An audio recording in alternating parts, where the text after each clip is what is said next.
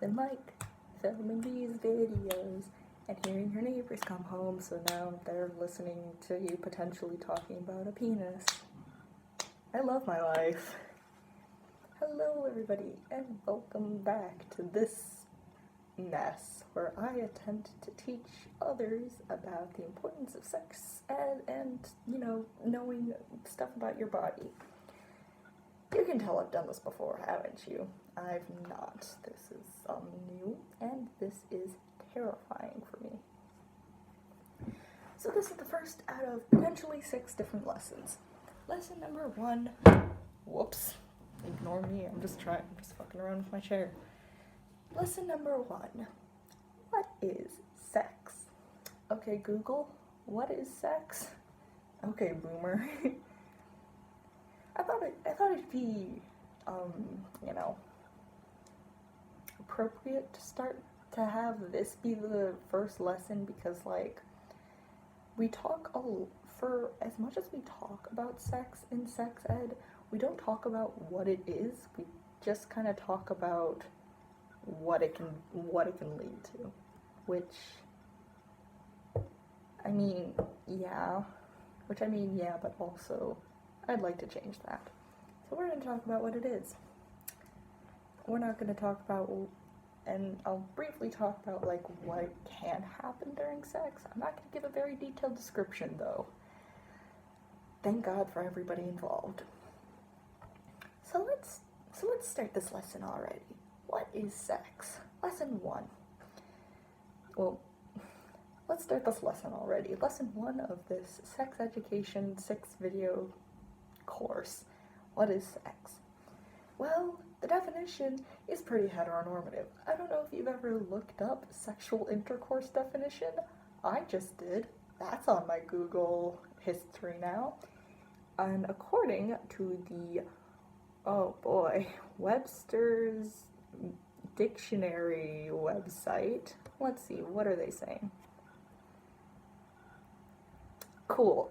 Their definition is heterosexual intercourse involving penetration of the vagina by the penis, coitus. And then the second definition is intercourse such as anal or oral intercourse that does not involve penetration of the vagina and the penis. So, maybe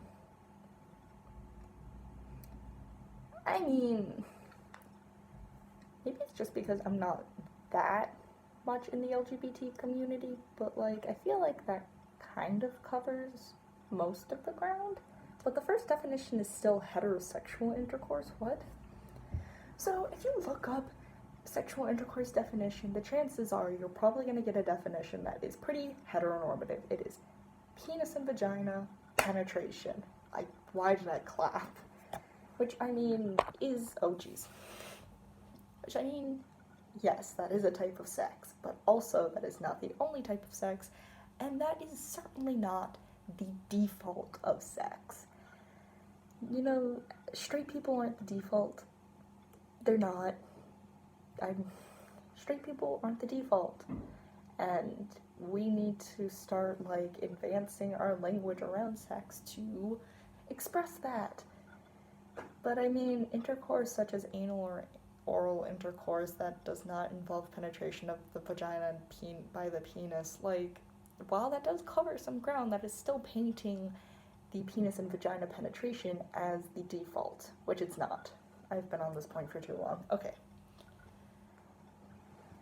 The definition can be is heteronormative, but what I'm going to say about sex is basically it's subjective. The definition of sex can mean different things for different people.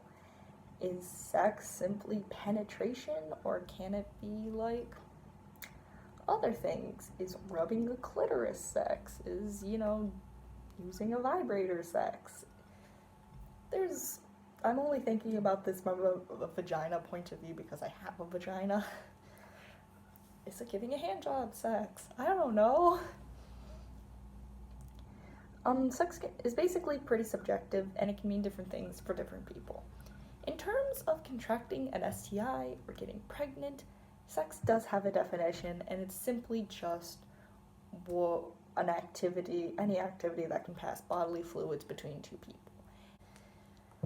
So while sex is like pretty general, or can be, there are still 4 different types of sex that I have mostly focused on in my studies at this program. That is because these are the 4 different types of sex that can lead to the risks I mentioned earlier, STIs and pregnancy. The 4 main types of sex that we learn about, although this is not the end all, this isn't the only types of sex there are oral, vaginal, anal, and mutual masturbation. These are the 4, like I said before, that can lead to risks. All of these stimulate sexual desire and increase the chance of orgasm. There are 4 different stages of sex. We just love the number 4 in my program. There are 4 different stages of sex that, these stages can be seen, like, in, I don't want to say typical sex experiences. These 4 different stages are like what is kind of to be expected when it comes to sex and sexual intercourse. Again, they don't always happen, and it's not the default. The first one is desire, where you desire to have sex with your partner. The second stage is the plateau stage, where these feelings are continued through action, basically, either masturbation, foreplay, or sex.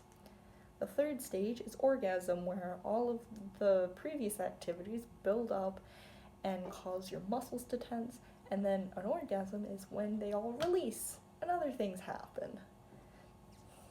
And then the fourth stage is the response stage, where your body returns to the state it was at before the desire stage. This is also me coming in and saying that foreplay is important. If you don't lead with foreplay, or if you just go straight into sex, like penetrative sex too, or any sort of sex, it could lead either you or your partner to feel sore afterwards. Having an orgasm is often thought of and portrayed as the end point, or basically as the goal of sex. And this shouldn't be the way it is. Well, yes, orgasms are cool and nice.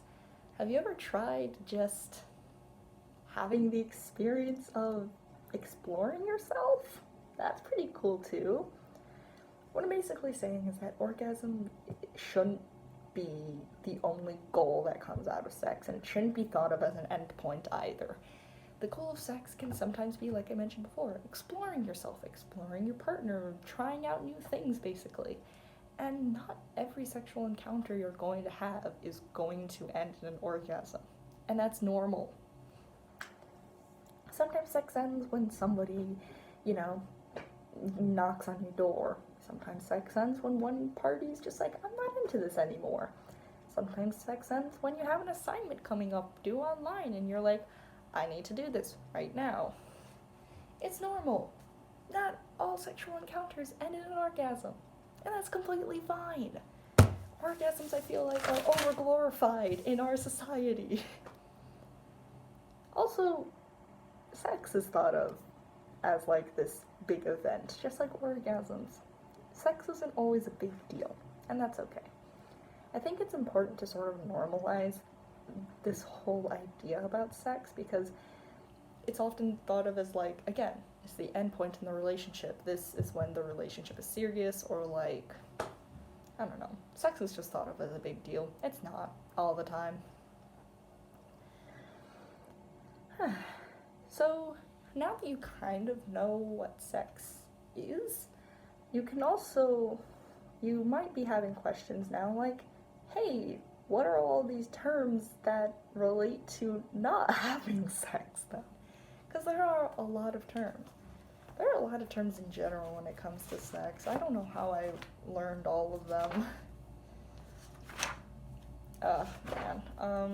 Let me just flip through this real quick, make sure that I know what I'm talking about.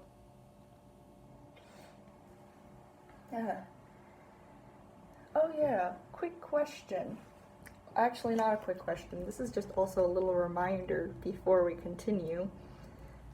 Everybody's sexual choice should be respected.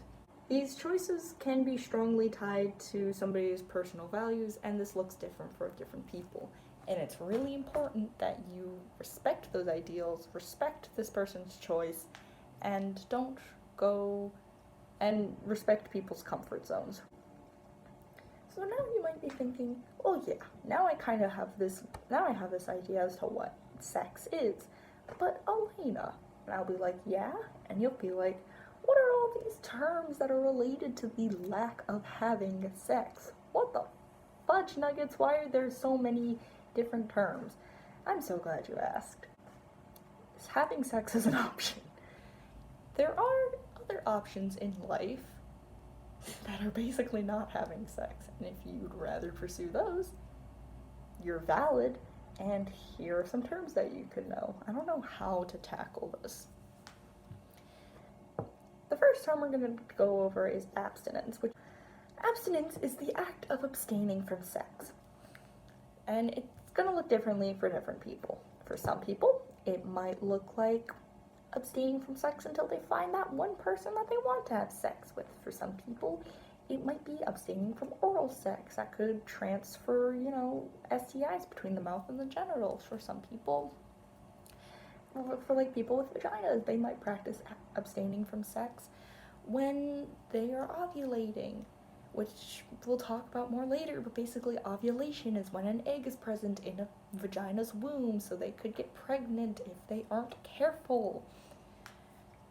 Basically, abstinence, it looks different for different people. It can be practiced anywhere, anytime, by anybody.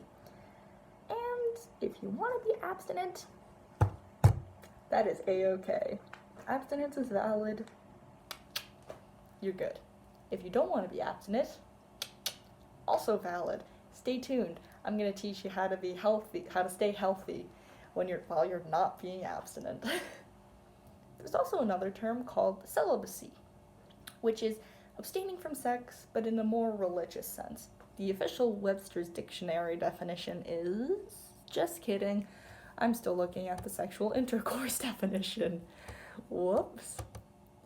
Let's see. The Webster's Dictionary definition of celibacy is the state of not being married. Okay, well, we're going to ignore that for now. Abstention from sexual intercourse. Abstention by vow from marriage. It is essentially waiting till marriage until you have sex. But it can look a little differently for different people still. Like, it's basically abstaining from sex in a more religious sense. Again, valid option. It's not it's valid as long as you're not forcing it onto people, which, let's get into that argument. Abstaining from sex, essentially, you can do it if you want to. If you want other people to do it, you don't exactly have say in that. You can't tell other people to abstain from sex, and you can't tell anybody to perform celibacy. It's entirely up to them, basically, is what I'm saying. And then there's virginity, which is this idea where there's a person who has never had sex, so they are a virgin. That idea opens up a whole can of beans that I am not experienced enough to, or I am not smart enough to discuss. Basically, virginity as a concept is kind of problematic, just in the sense that you lose your virginity.